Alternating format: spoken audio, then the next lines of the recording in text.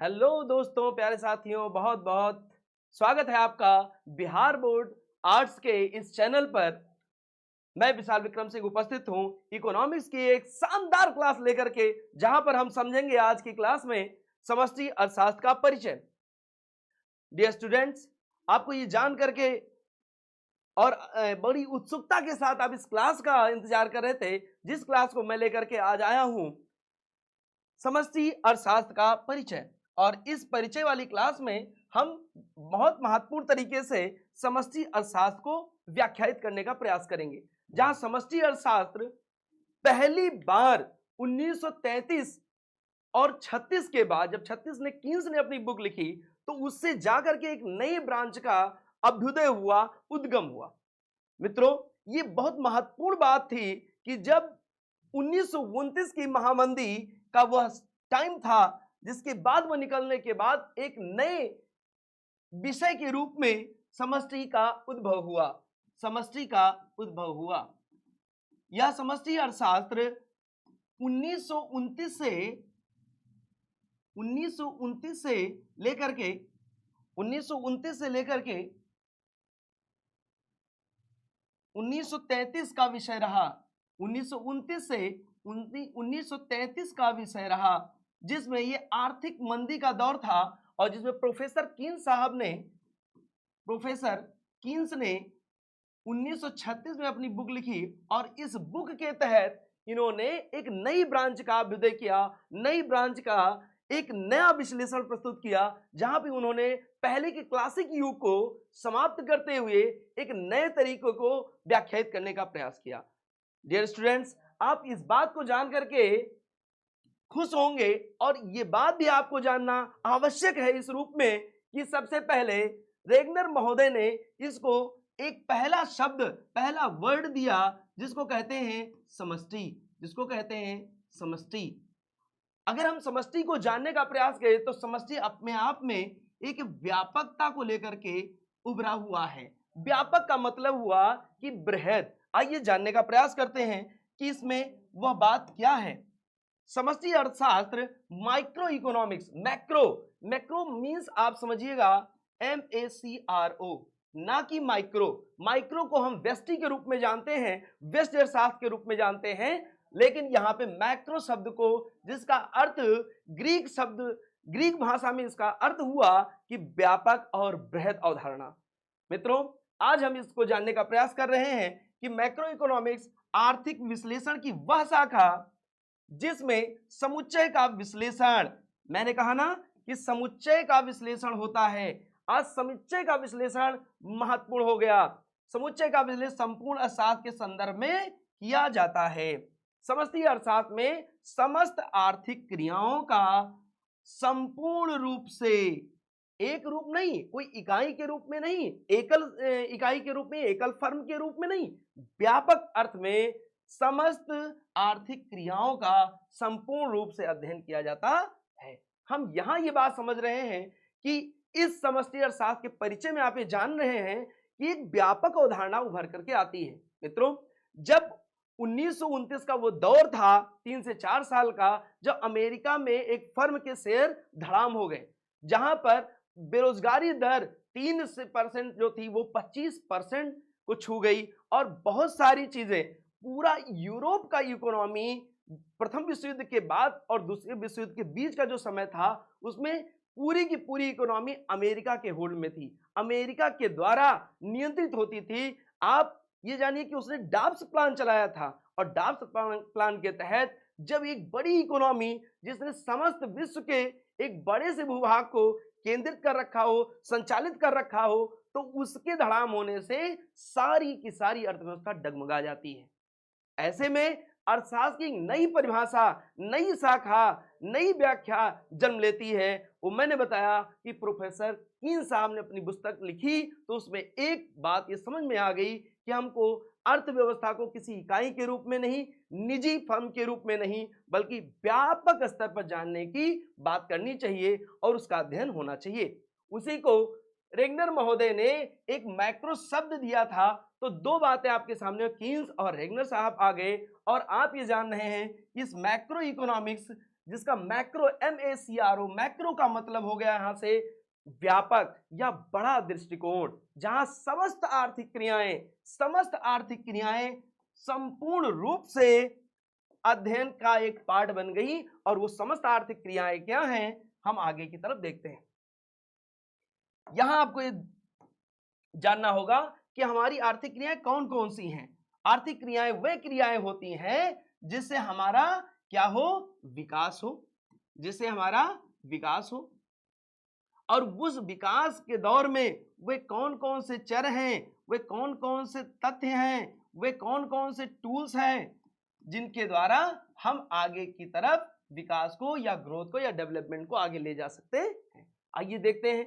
ये आर्थिक क्रियाओं में उत्पादन हो गया, वे इकाइयां जहां से एक रॉ मटेरियल निकल करके मैन्युफैक्चरिंग के द्वारा, विनिर्माण के द्वारा एक तैयार माल के रूप में पहुंचता है बाजार।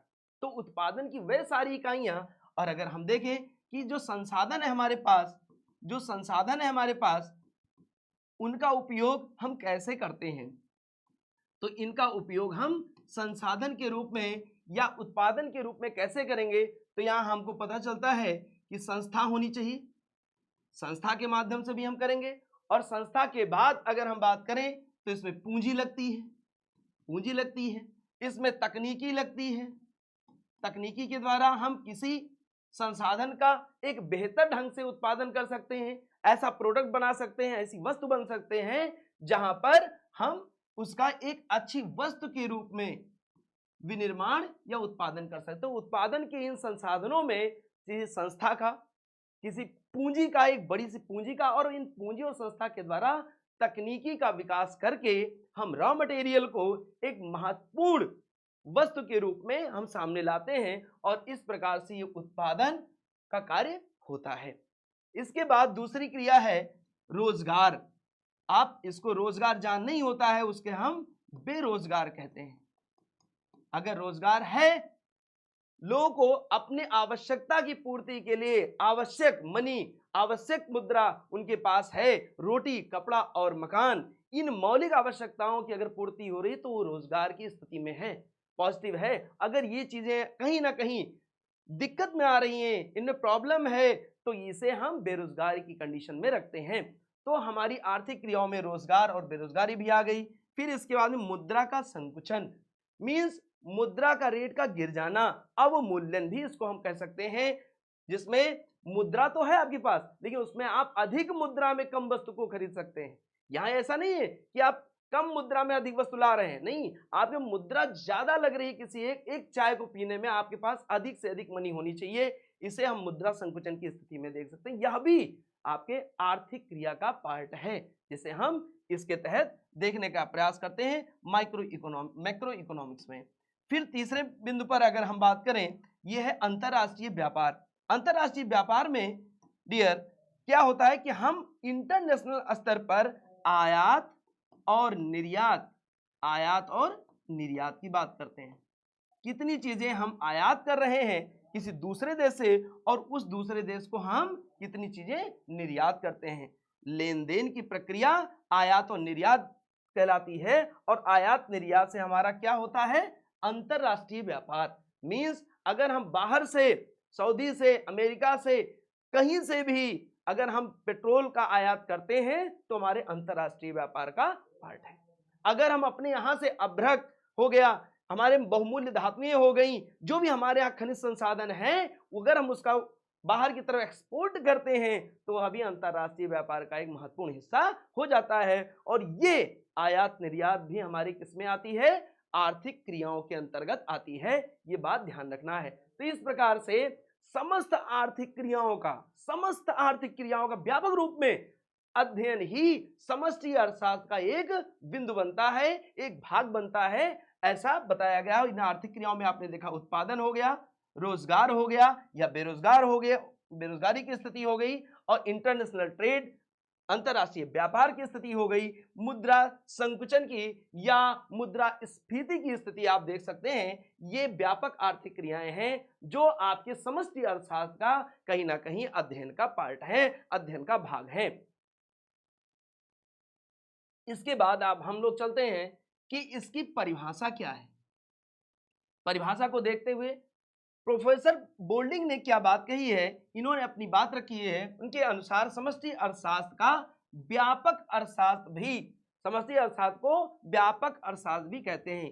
हम इतनी देर से आपको एक ही चीज तो एक्सप्लेन कर रहे हैं मित्रों, जिसके तहत हम व्यापकता को, एक संकुचन को नहीं, लघु को नहीं, शॉर्ट को नहीं, बल्कि एक ब्रॉड एरिया की बात कर रहे हैं, ब्रॉड स्टडी की बात करें। वही बात बोल्डिंग महोदय भी कह रहे हैं कि समष्टि अर्थशास्त्र को व्यापक अर्थशास्त्र के रूप में जाना जाता है, या व्यापक अर्थशास्त्र कह सकते हैं। समष्टि अर्थशास्त्र में व्यक्तिगत मात्राओं को अध्ययन नहीं किया जाता है। मींस यहां कोई एक यूनिक, एक इकाई के रूप में किसी चीज का अध्ययन नहीं करते हैं, कई इकाइयों के समूह का हम अध्ययन करते हैं। इसलिए इन्होंने कहा है समष्टि अर्थशास्त्र में व्यक्तिगत मात्राओं का अध्ययन नहीं किया जाता है, बल्कि इस तरह के मात्राओं का योग का अध्ययन किया जाता है। इस तरह के मात्राओं के अध्ययन का योग किया जाता है। कई चीजें हों, एक इकाई नहीं, बहुत सारी इकाइयां मिलकर के एक समूह का निर्माण करें, और इस समूह के निर्माण को का जहां अध्ययन हो उसे हम समष्टि अर्थशास्त्र कहते हैं। मात्राओं का योग, मात्राओं का योग का अध्ययन किया जाता है, ना कि किसी व्यक्तिगत मात्राओं का अध्ययन। ये बात ध्यान रखनी है।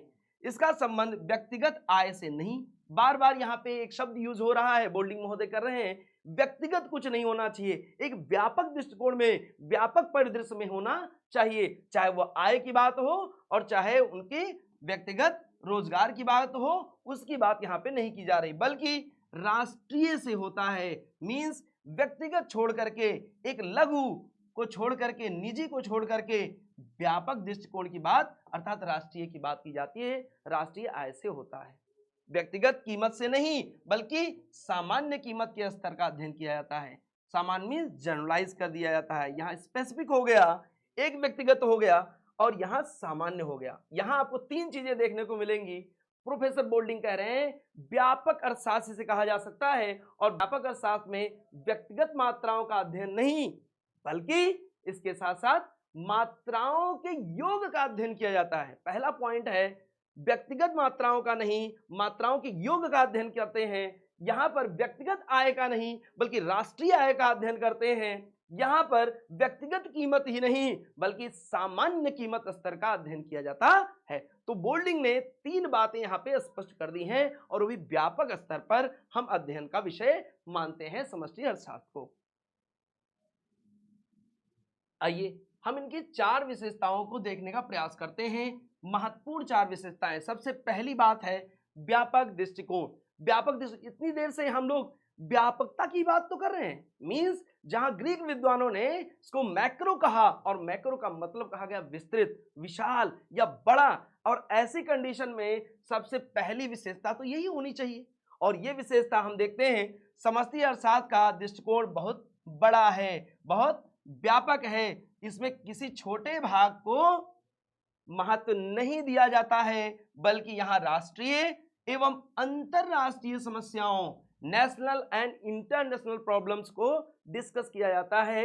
राष्ट्रीय अंतरराष्ट्रीय समस्याओं का हल ढूंढने का प्रयास करते हैं। और ये समष्टि अर्थशास्त्र की ये विशेषता है कि वो व्यापक अर्थों में, राष्ट्रीय नहीं अंतरराष्ट्रीय स्तर पर जो भी प्रॉब्लम्स है, जो भी समस्या है, उसका सॉल्यूशन अगर किसी के पास है तो वो है समष्टि अर्थशास्त्र के पास। बल्कि यह गतिशील व्यवस्था को ज्यादा महत्व देता है। एक बात ये ध्यान रखनी है कि यह राष्ट्रीय अंतरराष्ट्रीय को तो ध्यान देता ही देता है, उसमें गतिशीलता का, निरंतर हो रहे परिवर्तनों का भी अध्ययन करता है। तो पहली विशेषता होगी एक इसका व्यापक दृष्टिकोण का होना। दूसरी विशेषता है सामूहिक हितों का ध्यान। सामूहिक हितों का ध्यान मित्रों कैसे किया जाता है? समष्टि अर्थशास्त्र किसी एक व्यक्ति का नहीं, एक व्यक्ति का की अपेक्षा समूह पर ज्यादा ध्यान देता है, ज्यादा महत्व देता है, और विकासशील देशों में आर्थिक नियोजन के स्तर को विकास में समाहित करने के लिए भी सहायता प्रदान करता है। मींस जो विकासशील देश हैं उनका नियोजन, और कैसा नियोजन? आर्थिक नियोजन, इकोनॉमिक सिस्टम उसका जो है वो बनाने के लिए भी हमारा समष्टि अर्थशास्त्र की विशेषता है कि उसको भी इसी संपूर्ण नियोजन के अंतर्गत लाने का प्रयास करता है। तो इस प्रकार एक व्यक्ति की अपेक्षा समूह पर और समूह के साथ साथ विकासशील देशों के आर्थिक नियोजन को भी बल प्रदान करता है, स्टडी का हिस्सा बनाता है कौन? समष्टि अर्थशास्त्र। तो दूसरी विशेषता हो गई सामूहिक हितों का ध्यान रखना। तीसरी विशेषता की अगर हम बात करें तो इस निर्भरता, डिपेंडेंसी। समष्टि अर्थशास्त्र में किसी एक भाग को नहीं, बार बार एक ही बात आ रही, किसी एक भाग को नहीं, एक इकाई को नहीं, एक इकाई को नहीं, बल्कि व्यापक कई इकाइयों की योग का ध्यान रखा जाता है। कई इकाइयां हो, कई फर्म हो, जिनका ध्यान यहां पे रखा जाता है। उनकी आंतरिक निर्भरता की बात, डिपेंडेंसी की बात की जाती है। एक भाग को परिवर्तन होने पर कोई प्रभाव नहीं पड़ता, बल्कि जबकि सूक्ष्म अर्थशास्त्र में इसका बहुत बड़ा महत्व पड़ता है या प्रभाव पड़ता है। समष्टि अर्थशास्त्र में एक भाग को परिवर्तन होने पर समस्त स्तर पर भी परिवर्तन हो जाता है। मींस ये म्यूचुअल रिलेटेड हैं, अंतरः संबंध है इनका। एक इकाई अगर प्रभावित होती है तो दूसरी इकाई भी प्रभावित होगी। एक इकाई अगर बेरोजगारी अगर बढ़ रही है तो बेरोजगारी कंडीशन में हमको मार्केट में मुद्रा की स्थिति देखने को मिलती है। अगर मुद्रा की स्थिति सुदृढ़ है तो रोजगार की स्थिति भी सुदृढ़ होगी। अगर रोजगार की स्थिति सुदृढ़ है तो हमारा विकास भी सुदृढ़ होगा। मींस अगर एक भाग में भी परिवर्तन होता है तो समस्त स्तर पर परिवर्तन दिखाई देने लगते हैं। इसका बहुत जीता जागता उदाहरण हड़प्पा सिविलाइजेशन में है। जैसे जैसे उससे आगे का टाइम पीरियड वैदिक युग आता चला गया, उसमें लोहे का आविष्कार अगर हुआ तो जैसे हम लौ एस की बात करते हैं ऋग्वेद के बाद वाले स्थिति में, तो धीरे धीरे गंगा घाटी में एक्सपेंशन शुरू हो गया और वहां पे प्रोडक्शन सरप्लस होता चला गया। मींस लोहे के एक आविष्कार ने जिस तरीके से मानव सभ्यता को बदल करके रख दिया। फिर राज्य हुए, महाजनपद हुए और महाजनपदों में फिर सेनाएं हुई और चीजें आगे बढ़ती चली गई। यही बात समष्टि अर्थशास्त्र बताता है कि इसमें आंतरिक निर्भरता दिखाई देती है। ये बात ध्यान देना है। ये इसकी नेक्स्ट विशेषता थी। इसके बाद बृहद विश्लेषण की भी बात करता है समष्टि अर्थशास्त्र। समष्टि अर्थशास्त्र सरकार की मौद्रिक, कौन सी? मौद्रिक और राजस्व नीतियों के प्रभाव का भी अध्ययन करता है। मींस अगर सरकार कोई मौद्रिक नीति बनाती है और राजस्व नीति बनाती है, दोनों के प्रभाव का भी अध्ययन कहां होता है? तो समष्टि अर्थशास्त्र में होता है। ये उसकी महत्वपूर्ण विशेषता है। बृहद विश्लेषण किया जा सकता है जिसमें राष्ट्रीय आय की गणना हो और सरकारी राजस्व नीतियों का भी प्रभाव हम बृहद समष्टि अर्थशास्त्र में बृहद विश्लेषण के तहत कर सकते हैं। ये भी एक महत्वपूर्ण इसकी विशेषता है। और इसमें वह व्यापक रूप से विश्लेषण करने की व्यापकता, जहां व्यापक शब्द आ जाए आप समझ लीजिए समष्टि अर्थशास्त्र है, और इसके तहत हम ये सरकार की मौद्रिक एवं राजस्व नीतियों के प्रभाव का भी आकलन कर सकते हैं। ये भी इसकी महत्वपूर्ण विशेषता थी। आगे चलते हैं। अब आता है पॉइंट समष्टि अर्थशास्त्र का महत्व सबसे इंपॉर्टेंट है। इसका इंपॉर्टेंस जान लेना, हम क्यों पढ़ते हैं, आखिर क्या कारण है इसके पढ़ने का, इसके पॉइंट को हम यहाँ पे नोट डाउन करते हैं। माइक्रो इकोनॉमिक्स संपूर्ण आर्थिक प्रणाली की कार्यप्रणाली को समझने का, कार्य प्रणाली को समझने में महत्वपूर्ण भूमिका निभाता है। कौन? Macro economics, MACRO, macro economics. ध्यान रखिएगा, माइक्रो नहीं है, मैक्रो इकोनॉमिक्स संपूर्ण आर्थिक प्रणाली, समस्त, संपूर्ण, व्यापक, अंतरानिर्भर, ये सारी इसकी विशेषताएं थी। आखिर हम इसको क्यों पढ़ते हैं, आज हम इसको जानेंगे, इसके महत्व को समझने का प्रयास करेंगे। मींस संपूर्ण आर्थिक प्रणाली की कार्यप्रणाली को समझने में एक व्यापक महत्वपूर्ण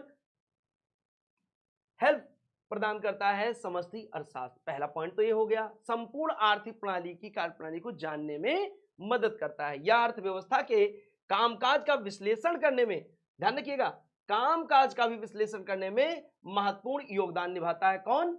हमारा समष्टि अर्थशास्त्र। इसके बाद है, इसके लिए ये उपकरणों की बात करता है, तकनीकों को प्रदान करता है और इसके द्वारा इस तरह यह राष्ट्रीय आय के आंकड़े, कौन कौन सी बातें होगी, राष्ट्रीय आय के आंकड़े जुटाता है, मुद्रास्फीति की बात करता है जिसको अभी हम आर्थिक क्रियाओं में देख चुके थे, सूचकांकों को बनाने की बात करता है, वह चाहे मानव विकास सूचकांक हो, चाहे बेरोजगारी दर के सूचकांक हो, भुखमरी सूचकांक हो, यहाँ तक कि खुशहाली सूचकांक हो, यह भी समष्टि अर्थशास्त्र के द्वारा ही संभव होता है।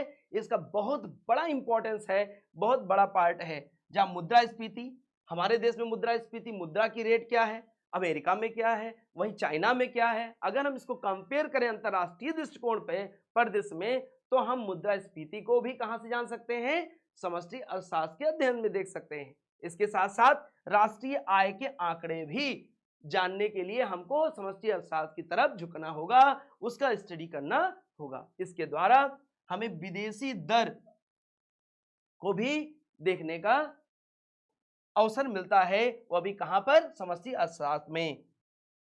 कंप्यूटिंग के लिए भी जो उपकरण प्रदान करता है वह भी कौन है, समष्टि अर्थशास्त्र। मींस यहां पर हमने क्या क्या जाना, इसने हमको एक डेटा दिया जिसमें सभी आर्थिक कामकाज का विश्लेषण करने की बात हो, संपूर्ण आर्थिक प्रणाली को समझने की बात हो, उसके लिए उपकरण जुटाने की बात हो, और उपकरणों में कौन कौन से, चाहे वह आय के आंकड़े हो, चाहे वो मुद्रास्फीति के आंकड़े हो, चाहे वह सूचकांकों के आंकड़े हो, चाहे विदेशों के आंकड़े हो, विदेशी वृद्धि दर हो, मांग हो, आपूर्ति हो, वह अंतरराष्ट्रीय ट्रेड की बात हो, और या फिर कंप्यूटरिंग के लिए उपकरण प्रदान करने की बात हो, यह समष्टि अर्थशास्त्र के तहत ही संभव हो पाता है। इसके महत्व को हम जानने के लिए आगे बढ़ते हैं और ये देखते हैं कि इन सभी सूचकांकों के आर्थिक प्रदर्शन का मूल्यांकन करने में उपयोगी होते हैं। ये जितने भी सूचकांकों की आपने बात करी, भुखमरी सूचकांक हो, गरीबी सूचकांक हो, खुशहाली सूचकांक हो, या फिर मानव विकास सूचकांक हो, इन सभी से हम आर्थिक प्रणाली या उसके प्रदर्शन, आर्थिक प्रदर्शन का मूल्यांकन कर सकते हैं। और ये कहां हो सकता है, किसका इंपॉर्टेंस है, समष्टि अर्थशास्त्र का इंपॉर्टेंस है, उसका महत्व बयां करता है ये सूचकांक। समष्टि आर्थिक विश्लेषण का महत्व सैद्धांतिक एवं व्यवहारिक दृष्टि से, किसके किसके दृष्टि से, कॉन्सेप्चुअल भी है और उसके प्रायोगिक या व्यवहारिक भी है। जहां दोनों तरह की चीजें 1929 की विश्वव्यापी महामंदी के बाद अत्यधिक बढ़ गई थी। मींस जब हमने बताया कि कीन्स महोदय ने इस बात को कब लेकर के आए, 1936 के बाद लेकर के आए, जब उन्होंने अपनी बुक ली, एक विश्लेषण किया और उनको समझ में आ गया कि आर्थिक विश्लेषण सैद्धांतिक और व्यवहारिक दृष्टि से कोई अंतर नहीं हो, इसका व्यापक दृष्टि में जब हम अध्ययन करेंगे तो उस अध्ययन की जो संकल्पना जन्म लेती है 1929 के विश्व महामंदी के बाद ही जन्म लेती है। इसके बाद पिछले कुछ वर्षों में इसमें तीव्र गति से वृद्धि देखी जा सकती है। अब इसमें नए नए आइडियोलॉजी, नए नए कॉन्सेप्ट सम्मिलित होना शुरू हो गया, और इसके बाद क्या होता चला गया कि धीरे धीरे ये चीजें व्यापक दृष्टिकोण, व्यापक आयाम को लेते हुए आगे बढ़ती हुई चली गई। ये इसकी व्यापकता और यही इसके महत्व को बयां करती हैं। विश्लेषण का अध्ययन कई कारणों से महत्वपूर्ण है, जो निम्नलिखित है। आइए हम देखते हैं कि इसका जो महत्वपूर्ण पहलू है, जो महत्व है, वो किन किन रूपों में देखा जा सकता है। सबसे पहले हम अर्थशास्त्र की कार्यप्रणाली को समझने का प्रयास करते हैं। पहला महत्व अगर हम देखें, महत्व को हम किस रूप में देखें, सबसे पहले कि अर्थशास्त्र की कार्यप्रणाली को समझने। कार्यप्रणाली क्या होती है, कार्यप्रणाली का मतलब हो गया सीधा सीधा कि हम किस प्रकार से काम करते हैं। इकोनॉमिक्स में हमें जितने भी फंक्शन हैं उसको हम कैसे जानेंगे, उसके महत्व को हम कैसे जानेंगे कि हमारी आर्थिक क्रिया प्रणाली में उत्पादन कैसे होता है, उत्पादन के साथ साथ उसके मैन्युफैक्चरिंग, विनिर्माण कैसे होता है, उससे पहले कि वो कच्चे माल के रूप में कैसे होता है, इनमें कौन कौन सी इकाइयां शामिल होती हैं, ये सेवा प्रदाता के रूप में कैसे जाता है। तो इन समस्त आर्थिक प्रणाली को, की कार्यप्रणाली को समझने में सहायक होता है समष्टि अर्थशास्त्र, समष्टि का अध्ययन। दूसरी बात है आर्थिक नीति निर्धारण में सहायक है। आर्थिक नीति का निर्धारण क्या है, किसी देश की कोई भी सरकार सबसे पहले अपने इकोनॉमिक प्लान बनाती है। आपको बताते चलें कि रूस में लेनिन द्वारा लगाई गई आर्थिक नीति 1921 का दौर था, वह जब रूस में क्रांति हो जाती 1917 के बाद, वह एक प्लान था फिर उसके बाद में जो अपने यहाँ भारत स्वतंत्र होता है, रूस से यही चीजें कॉपी करके पंडित नेहरू लेकर के आते हैं भारत में, और ये बेहतरीन ढंग से काम करता है इकोनॉमिक प्लान, जिसमें आर्थिक नीति जिसको हम जानते हैं, इसको भी निर्धारण करने में समष्टि अर्थशास्त्र की महत्वपूर्ण भूमिका होती है। और इस तरीके से जो 5 ईयर प्लान चलाए गए, जो आर्थिक नियोजन नीति के निर्धारण की बात की गई, वह कहीं ना कहीं उसका कॉन्सेप्ट समष्टि अर्थशास्त्र से ही निकल करके सामने आया। और ये चीजें जब हमारे सामने आती हैं तो आर्थिक नीति के निर्धारण में भी हमको समष्टि अर्थशास्त्र की भूमिका दिखाई देती है।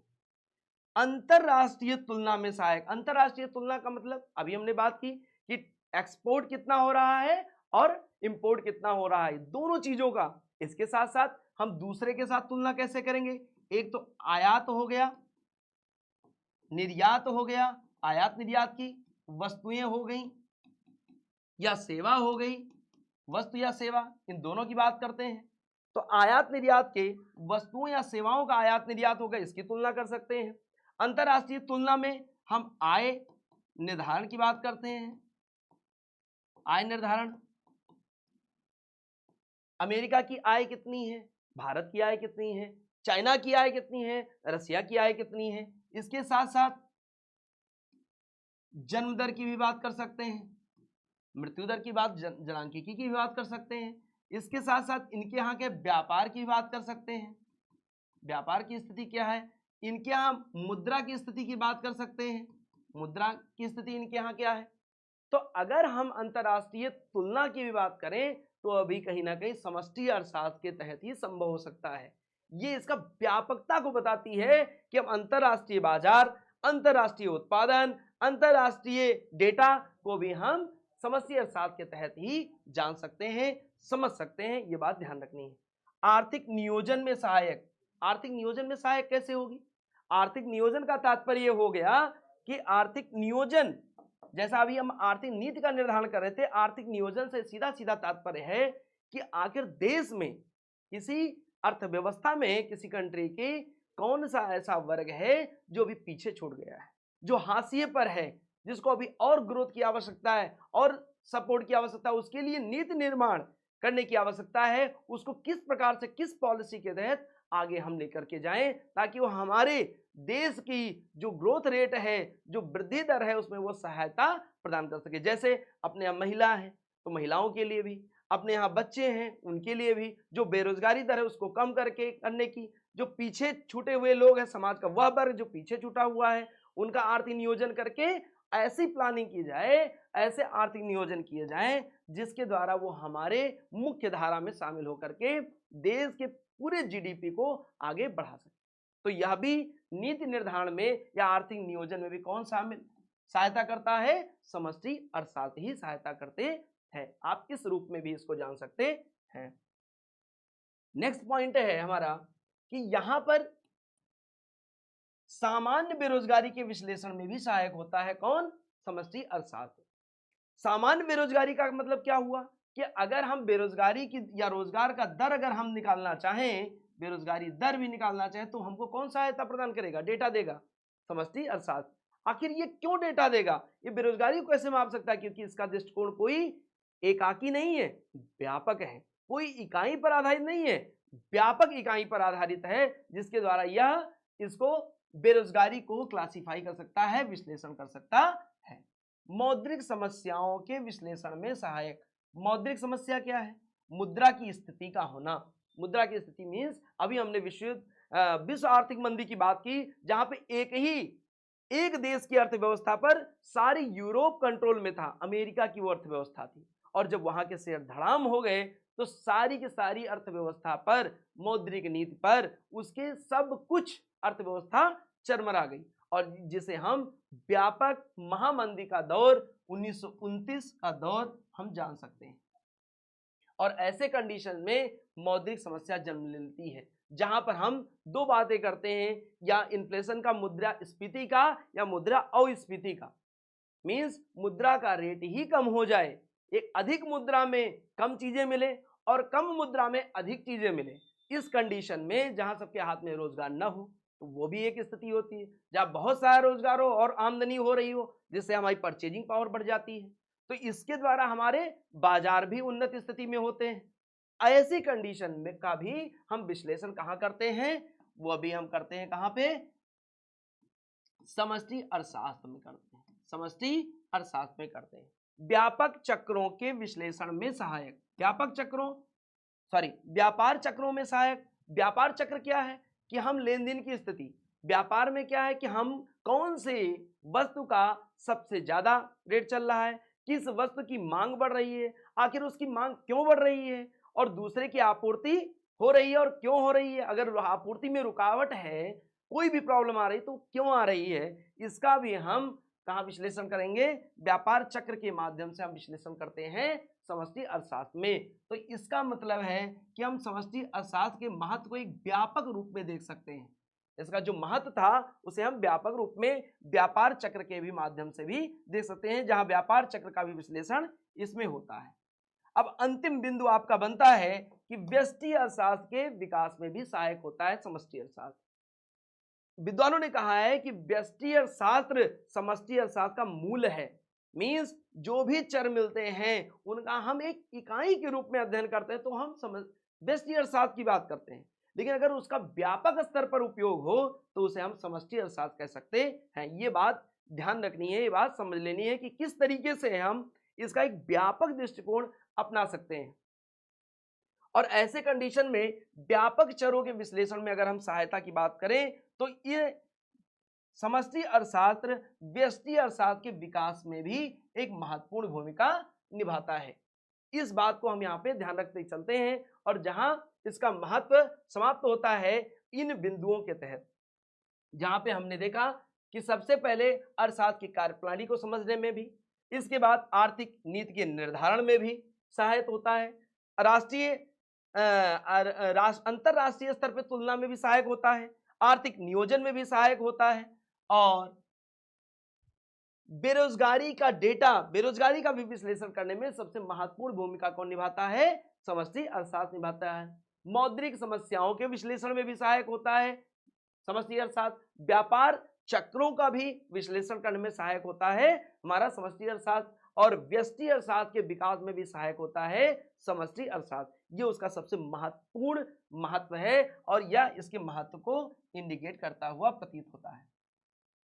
समष्टि अर्थशास्त्र के महत्व को हमने इस रूप में देखा, जहां पर कामकाज के विश्लेषण से लेकर के, तकनीकी उपकरणों से लेकर के, आंकड़ों से लेकर के, सूचकांकों से लेकर के, और विदेशी मुद्रा दर, उसके संकल्प और कंप्यूटरिंग के उपकरणों से भी हम इसके महत्व को देख सकते हैं, डिजाइन कर सकते हैं। तो एक व्यापक दृष्टिकोण में अगर हम बात करें कि हमको सबसे पहले अगर हम समष्टि अर्थशास्त्र की परिचय की बात करें तो कीन्स महोदय द्वारा दिया गया एक नए विषय के रूप में। दूसरी बात है, इसको रेगनर महोदय ने एक शब्द दिया जिसका मतलब होता है मैक्रो। मैक्रो ग्रीक भाषा से निकला हुआ, और ग्रीक भाषा से निकलने का मतलब हो गया व्यापक, जिसका अर्थ हुआ। इसके बाद विद्वानों ने इसको एक्सप्लेन किया और कहा कि यह राष्ट्रीय आय की गणना में, सभी आर्थिक क्रियाओं में इसका उपयोग व्यापक दृष्टिकोण में किया जाता है। जहां पर हमने अभी देखा आर्थिक क्रियाओं में उत्पादन के साधनों की बात हमने की, और उत्पादन के साधनों के साथ साथ हमने इसके बृहद विश्लेषण की भी बात कर डाली। जहां आर्थिक क्रियाएं थी, उत्पादन था, मुद्रा संकुचन था, या इन्फ्लेशन की बात नहीं, इंटरनेशनल ट्रेड की बात है, और इसके साथ रोजगार की भी बात हम करते हैं। ये समस्त आर्थिक क्रियाएं एक व्यापक दृष्टिकोण में हमारे समष्टि अर्थशास्त्र का भाग बनती है। इसके बाद हमने विशेषताओं की चर्चा की, और विशेषताओं के क्रम में भी हमने इन बिंदुओं की चर्चा की जहां पर बोल्डिंग महोदय ने कई बातें बताई, और इसके तहत हमने सामूहिक हितों का ध्यान रखने की बात कही।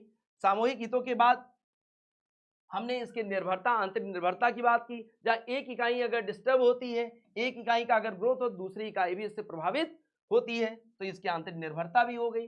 बृहद विश्लेषण की बात की, जहां मौद्रिक नीतियों से लेकर के राजस्व नीतियों की भी चर्चा इसी के द्वारा होती है। इसकी विशेषता में ध्यान से देखा जा सकता है। और इसके बाद हम इसके महत्व को समझ करके हम इस समष्टि अर्थशास्त्र के परिचय को कंप्लीट करते हैं। दोस्तों, पूरी उम्मीद है कि आपको ये क्लास बहुत बेहतरीन ढंग से हमने समझाने का प्रयास किया। अपने फीडबैक जरूर दीजिएगा और इसको पूरी तरीके से कंटेस्ट कीजिएगा। जहां कोई प्रॉब्लम होती है हमें बताइएगा। बहुत बहुत धन्यवाद। विद्याकुल के ऑनलाइन प्लेटफॉर्म पे आपका बहुत बहुत स्वागत है और बहुत बहुत धन्यवाद इस क्लास को वॉच करने के लिए।